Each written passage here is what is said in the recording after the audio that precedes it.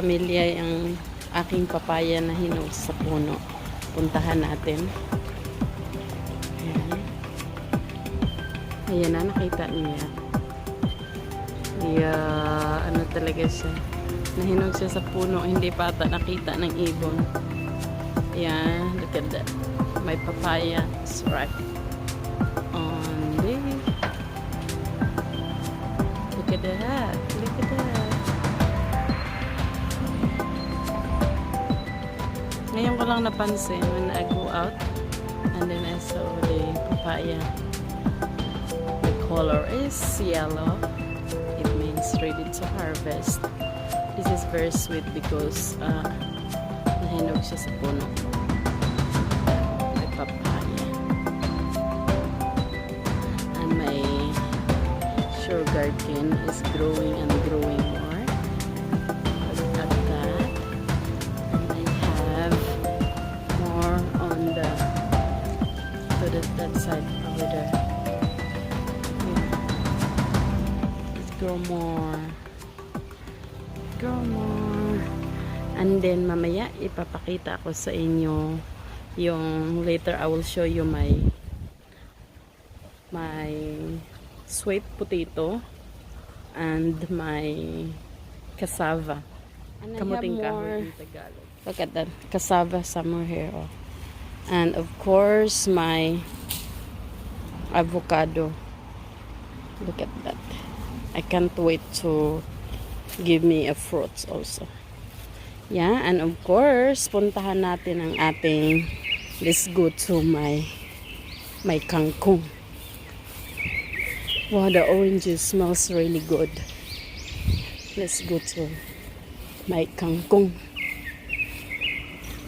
Yeah. Look at that. Ang ating sili, oh. Hindi na ako nakapagtanggal ng damo because it's always rain. And then, I don't like to come here when it rains because maputik. Look at my kangkong, my water spinach. Look at that. Look at that. I think matagal-tagal din hindi tayo nakapaggawa ng video here on my small backyard farm. And ang ating, look at that, alugbati. Yeah. Ang ating bawing. And look at that. They're fat. And this one is a water spinach also, kangkong. Hindi siya tumaba. When you plant it in the pot, look at that. It's not fat. But it's getting tall and tall. And let's go harvest for the beans. My beans. Somewhere here. Look at that. Harvest tayo. Ang ating tabios, oh. Sa gabal. And I have more ginger under on that place. And turmeric. Yeah. Kailangan natin yan. We really need that. So, look at that. Somewhere. Yeah, and let's harvest the long beans. Even it's too hot. Look at that. Yeah, it's, oh, tumitigas na siya, oh. Look at that. It's getting old. We're harvesting beans. Beans. Dami niya, oh. They have a lot here. Yeah, because I'm just holding my phone. I don't have a tripod. I'm just holding it. Look at that. Yeah. And it's very hot. Hot. And look at it. It's a lot on the top there. Yeah. Look at that. Akyatin natin yan. Yeah, ito yung harvest natin muna. Yesterday, I was harvested also a lot from here. But, ito yung hindi ko masyado gusto. Gusto ko yung pinakamahaba talaga. But, ito yung natanim ko. But, it's okay. Yeah. Sobrang init. 7 hours later. Ating puntahan ang ating sweet potato and cassava. Hawak ko lang kamay ko. Look at that. Very tall na siya. Yeah. Look at that. Yeah, look at that. How tall. Very tall now. Maybe in 2 months it's ready to harvest my cassava or kamuting kahoy, or in Bisaya balanghoy, in Tagalog kamuting kahoy, in English cassava. So this is a tour for my cassava. Yeah, I just my father-in-law planted this one, I think 3 months ago, if I'm not mistaken. And look at how tall it is now. Yeah. And then the avocado here also, my father-in-law planted this avocado. And let me show you the sweet potato, guys. Tara! You grow more. Look at that. They are so fat. Look at that. And that cassava there also, I planted it. Yeah. And there are three over there in the corner. Look at that.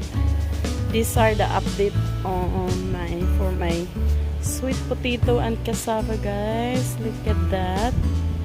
They grow very fast, and even the sweet potato. So I'm planning to harvest some of these and then transfer it to the other corner, because yeah, look at that. Dumadami siya, and then baka aabot na yan doon sa ano namin, all the way down there. Yeah, so I guess I have to replant the new one to the other side, so that when this one died, I have a new one there. Yeah, look at that. They are fat, and my, look at that, and my jackfruit, yeah, it's getting tall. It looks really good for now. That's my favorite, the jackfruit. I can't wait to harvest the fruits. Yeah, look at that. Halo-halo na yung tanim natin dito, guys. And I have a ginger over here on the corner also. Let me show you guys. Make sure no walang ahas dito. Kasi sometimes they have a snake here. Look at that. Natatakpan na siya for the sweet potato. Look at that. Oh, see? And I have one in the corner somewhere there also. So hot. Yeah, look at that. Maybe this week I'm gonna harvest the sweet potato, guys. Let's see if they have a lot. Hala, bakit nag-color ano siya? You guys know what's happening. Look at the color, why it turned something like that. Oh wow. And it's very hot. I think the temperature is 94 degrees. So hot. Yeah. These are the updates for my sweet potato or kamote. And look at my grapefruits. Look at that. They have a lot. Did you see that? There's a bigger one there. They give me a lot of fruits also. They have some here too. And there is one hiding there. And there is one hiding there also. These are the jackfruits. And they have more at the back. Yeah, and this one the biggest one. Look at that. Look at that. How big it is. The jackfruits. Oh no, you have more there in the corner. These are grapefruits. Buongon in Bisaya. I don't know in English. Buongon. And my lemon, they have a lot of fruits there also. Just hiding in the corner there. And of course, hindi din nagpapahuli ang ating oranges. Look at that, guys. They have a lot of fruits. Yeah.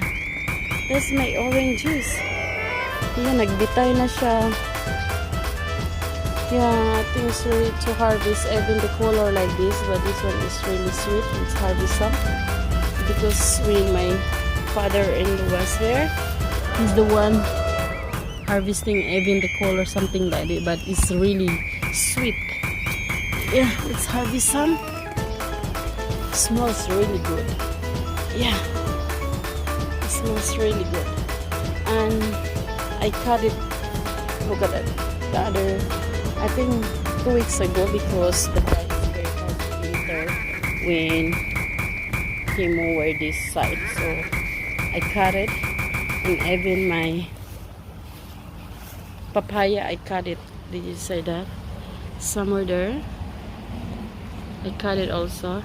And this one, another oranges. Look at that. There's a lot of fruits also. And the name, look at it. Orange. Did you see that? Yeah. But never ko nakita siyang nag-turn the colors like that. Yeah. Ang daming bunga ng ating oranges here. And I harvest some. Yeah. And let's go to the corner. The other side. Oh, look at that. I cut my papaya. Yeah. Did you see that? But they're growing another one. Look at that. And look at my papaya. Hinog siya sa puno. Yeah. I love this papaya, guys. And look at that. Over there, I have more. What do you call it? I have more sugar cane somewhere there. Yeah. Look at that. And ang ating jackfruits, another jackfruit somewhere there. Yeah.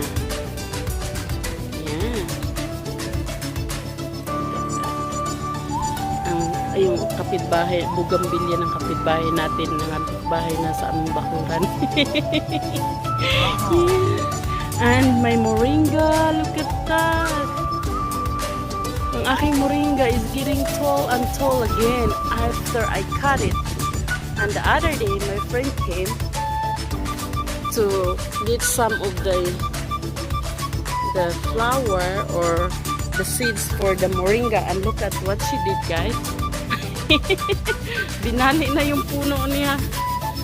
And look at that. The techniques, guys, that to grow more new leaves for your moringa, just cut it and they give you a new trees. And look at that. I cut it before, new trees and new leaves. And look at that, very fresh and green. Same the other side also. Yeah. Look at that. Ito na yung oranges that we just harvested. It's open one of them. I'm gonna show it to you. This one is ready already. Look at that. And it's very sweet. Even the color is green, but it's ready to eat. Look at that. Yeah, look at that. The oranges are the color. It smells really good. I'm gonna harvest more there. These are organic oranges. First from my backyard. And then may kasabihan, pag may itinanim, may aanihin. Kaya ito, nag-aani tayo ng oranges. Kung dito sana yung ganun ko. Ito, oras-oras andoon siya sa backyard mag-harvest. Wow. Hinog na siya. Look at that. I'll show you what it's gonna open for you. So juicy. Look at that. Oh, see? It's right. Even the color like this. Yeah, it's ready to eat. Harvest and wow, it's very sweet. Recommended ko ito sa mga taong, those people that doesn't like eating sugar, is the best one to eat. Because there are some people that don't like sweet food, so this is the best one to eat when the color is still green. It's not really sweet, but it's ripe already. Sweet. fresh from the backyard. Look at that. Look at that. Very fresh. This is the best for those people that doesn't like sweet oranges because of the sugar. You can harvest something like this, guys. Yeah, look at that. The color is still green, but it's ready to eat. Look at that. No, see, it's ripe already. This is my father-in-law's favorite when it turn like this. Hindi na inaantay na mag-yellow. We always harvest like this. And very fresh and very yummy and organic first from my backyard. Yeah. Tangerine and I don't know the name of the other one. It's oranges. The grapefruit is not ready yet. Look at the difference. This is from the store and this is from my backyard. First from the garden. But this is the best one. Like this, the one. When the look at when the skin is still green. It's not really sweet, so it's good for your sugar, for your body. May maasim-asim konti. Yeah. And this one is from the store. It's yellow. So it's really different from the one that I have from the backyard. Yeah.